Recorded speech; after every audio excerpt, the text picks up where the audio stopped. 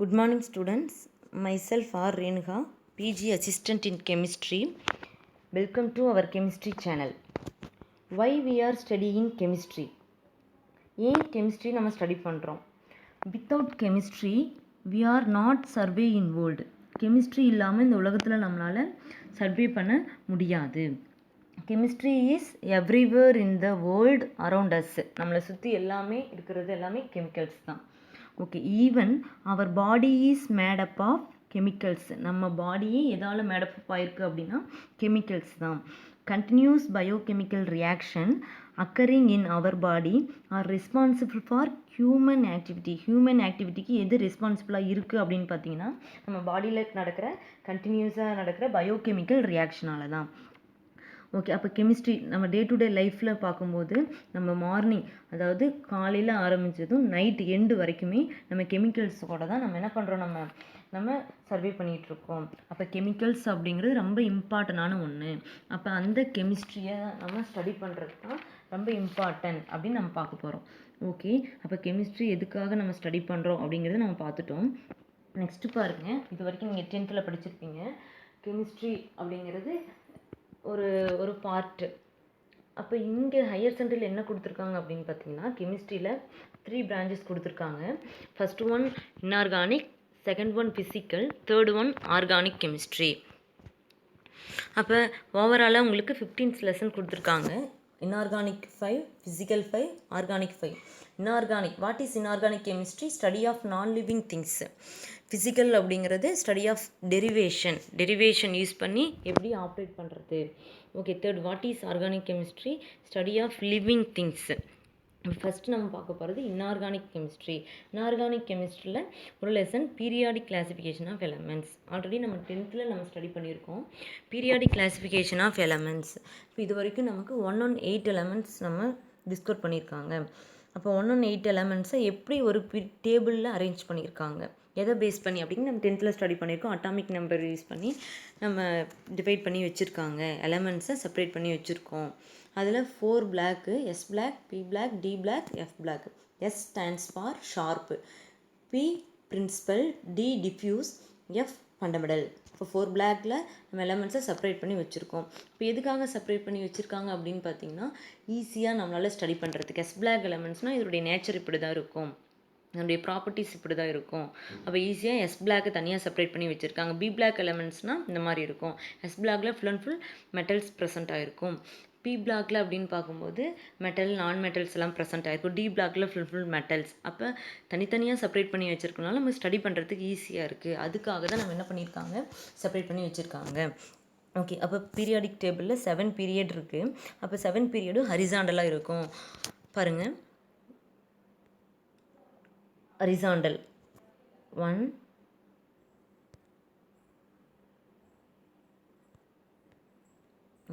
2, 3, 4, 5, 6, 7 ஹரிசாண்டலாக இருக்கிறது தான் 7 periods are called period. Okay, next வெர்டிக்கலாக இருக்கிறது. அந்த வெர்டிக்கலாக இருக்க காலம் அதுதான் என்ன சொல்கிறோம், வெர்டிக்கல். டோட்டலாக 18 இருக்குது. இதுதான் என்ன சொல்கிறோம், குரூப் அப்படின்னு சொல்கிறோம். அப்போ 18 குரூப் இருக்குது. 7 பீரியட் இருக்குது, 18 குரூப் இருக்குது வெர்டிக்கல். ஓகே, ஹரிசாண்டல் அப்படிங்கிறது 7.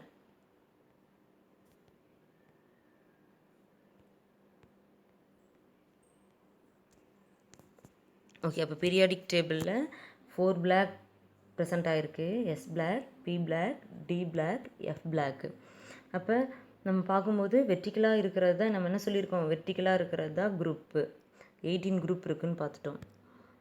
ஓகே, ஹரிசாண்டலாக இருக்கிறது ரோ, 7 பீரியட் இருக்குதுன்னு பார்த்துட்டோம். ஓகே, இதெல்லாம் ஃபண்டமெண்டல்ஸு. நெக்ஸ்ட்டு இப்போ இந்த மாதிரி இதில் ஆட்டம் ப்ரெசென்ட் ஆகிருக்குன்னு பார்த்துட்டோம். ஆட்டம் அப்படிங்கிறது நம்ம லோயர் கிளாஸ்லேயே நம்ம படிச்சிருக்கோம். ஆட்டம் அப்படின்னா அதில் என்னென்ன இருக்கும், ஆட்டத்தை செப்பரேட் பண்ணோம் அப்படின்னா எலக்ட்ரான் இருக்கும், புரோட்டான் இருக்கும், நியூட்ரான் இருக்கும். எலக்ட்ரான் அப்படிங்கிறது நமக்கு நெகட்டிவ் சார்ஜ், புரோட்டான் பாசிட்டிவ், நியூட்ரான்ங்கிறது no charge.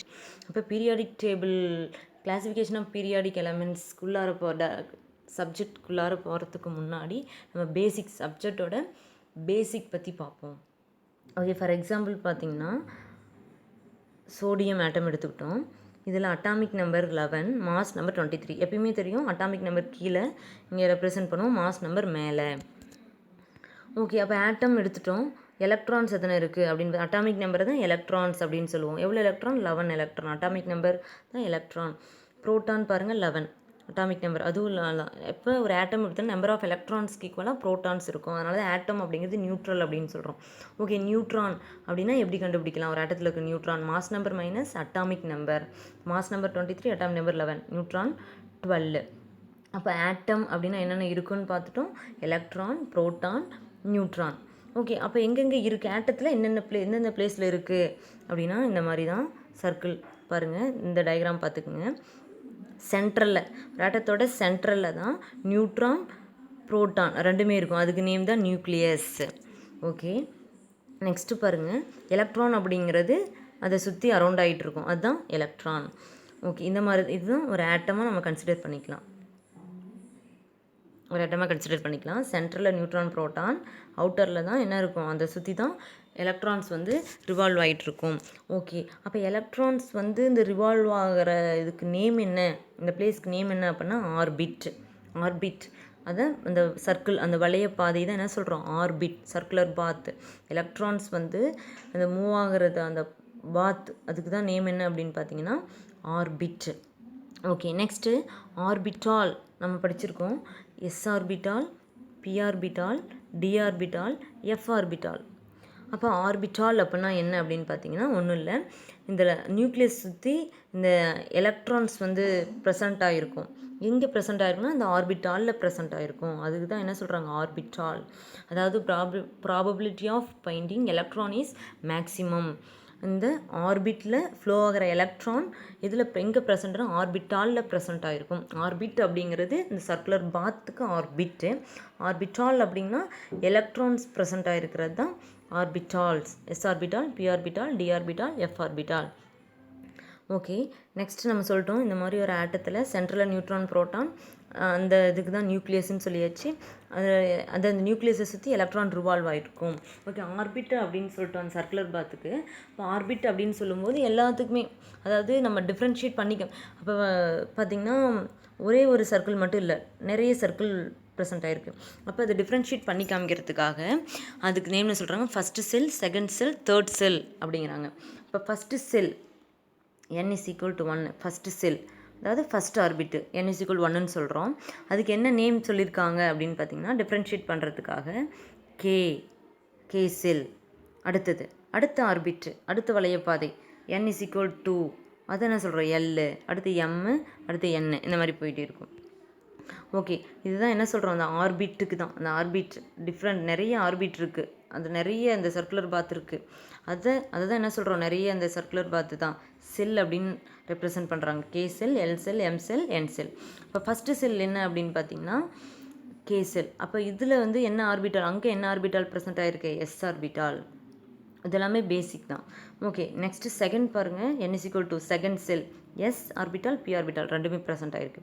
Next one third shell பாருங்கள். S orbital, P orbital, D orbital, fourth, இந்த மாதிரி போயிட்டே இருக்கும். ஓகேவா? அப்போ maximum number of electron present in shell formula 2n². Maximum number of electron, எவ்வளோ எலக்ட்ரான்ஸ் வந்து அந்த ஆர்பிட்டாலில் ப்ரெசென்ட் ஆகிருக்கு அப்படிங்கிறது எப்படி கால்குலேட் பண்ணலாம் அப்படின்னு பார்த்தீங்கன்னா 2n² ஃபார்முலா. அப்போ n is equal to 1ன்னு கொடுத்துட்டோம். 2n² சொல்லியாச்சு. அப்போ first shell, second shell, third செல் தான் முன்னாடியே ரெப்ரசென்ட் பண்ணியிருக்கோம். அப்போ n is equal to 1னா அது K shell, n is equal to 2னா அது L shell, n is equal to 3னா அது M shell, n is equal to 4னா என் செல். ஓகே, இப்போ n is equal to 1ன்னு கொடுத்தாச்சு. n-க்கு 1 சப்ஸ்டியூட் பண்ணலாம். சப்ஸ்டியூட் பண்ணால் 2. அப்போ ஃபஸ்ட்டு செல்லில் எவ்வளோ எலக்ட்ரான்ஸ் தான் ப்ரெசென்ட் ஆகிருக்கும்? 2 எலக்ட்ரான். அதுதான் 1s2 அப்படின்னு சொல்லுவோம். இதெல்லாமே ஃபண்டமெண்டல்ஸ் தான். ஓகே, நெக்ஸ்ட் n-க்கு 2 செகண்ட் செல் தான் என்ன சொல்லியிருக்கோம் நம்ம? எல். அதாவது எல்லாமே ஒரே மாதிரி இருக்கிறனால டிஃப்ரென்ஷியேட் பண்ணி காமிக்கிறதுக்காக தான் KLMNன்னு நம்ம ரெப்ரசென்ட் பண்ணுறோம். இப்போ செகண்ட் செல், எல் செல்லில் பாருங்கள் என்னென்ன ஆர்பிட்டால்? செகண்ட் செல்லில் S orbital, P orbital, 2 orbital இருக்குது. ஓகேவா? அப்போ n is equal to 2 substitute பண்ணிட்டு n-க்கு 2 சப்ஸ்டியூட் பண்ணிங்கன்னா 2 ஸ்கொயர் பண்ணால் 4 into 2 8. அப்போ எவ்வளோ எலக்ட்ரான் இருக்குது? 8 எலக்ட்ரான். அப்போ எஸ் ஆர்பிட்டாலில் எவ்வளோ நம்பர் ஆஃப் எலக்ட்ரான் தான் ப்ரெசென்ட் ஆகிருக்குன்னா 2, 1s2. ஓகேவா, ஆல்ரெடி பார்த்துட்டோம். நெக்ஸ்ட்டு இங்கே செகண்ட் பார்க்கும்போது என்னோட வேல்யூ தான் இந்த எஸ்ஸுக்கு வரும், ரெப்ரசன்ட் பண்ணுவோம். அப்போ இது என்ன சொல்லிக்கலாம், 2s 2pன்னு சொல்லலாம். ஓவரால் 8ன்னு சொல்லிட்டாங்க. அப்போ எப்பயுமே டோட்டலாக ஓவராலாக எஸ்ஸில் 2 எலக்ட்ரான் மட்டும்தான் ஃபில் பண்ண முடியும், அதுக்கு மேலே நம்மளால் ஃபில் பண்ண முடியாது. பி ஆர்பிட்டால் அப்படின்னா 6. அப்போ எஸ் அப்படின்னாவே எவ்வளோ எலக்ட்ரான் தான் ஃபில் பண்ண முடியும், 2 தான் ஃபில் பண்ண முடியும். ஓகேவா, 2க்கு மேலே S3 1s3ன்னுலாம் இல்லை, 1s2 தான். அடுத்து பி ஆர்பிட்டால்னா 6 தான், ஃபைனல் வரைக்கும் ஃபில் பண்ணுறது 6 தான், 7 இல்லை. ஓகே, நெக்ஸ்ட்டு டி ஆர்பிட்டால் அப்படின்னா 10 தான், கம்ப்ளீட்லி ஃபில்டு அப்படின்னு பார்க்கும்போது 10 தான். அப்போ எஃப் அப்படின்னா 14.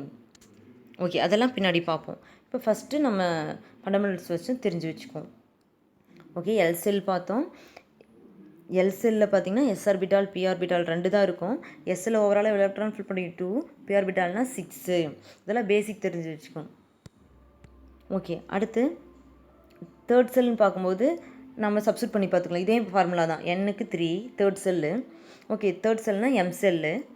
ஓகேவா, அப்போ 2n² ஃபார்முலா, எண்ணுக்கு 3 சப்ஸ்டிட் பண்ணுங்கள். 3s² பண்ணோம்னா 9, 9 × 2 18. அப்போ தேர்ட் செல்லில் 18 எலக்ட்ரான் ப்ரெசென்ட் ஆகிருக்கும். எப்படின்னு பார்க்கலாம். 18 எலக்ட்ரான் என்னென்ன தேர்டுன்னு பார்க்கும்போது என்னென்ன ஆர்பிட்டால் இருக்குது, S orbital, P orbital, D orbital. நம்ம ஆல்ரெடி பார்த்துருவோம், எஸ்ஸில் 2 எலக்ட்ரான் ஃபில் பண்ண முடியும், பி ஆர்பிட்டாலில் 6, டியில் 10. அப்போ ஓவராலாக ஆட் பண்ணுங்கள், 10 6 16 2 18. அப்போ 18 எலக்ட்ரான் தேர்ட் செல்லில் ப்ரெசென்ட் ஆகிருக்கு.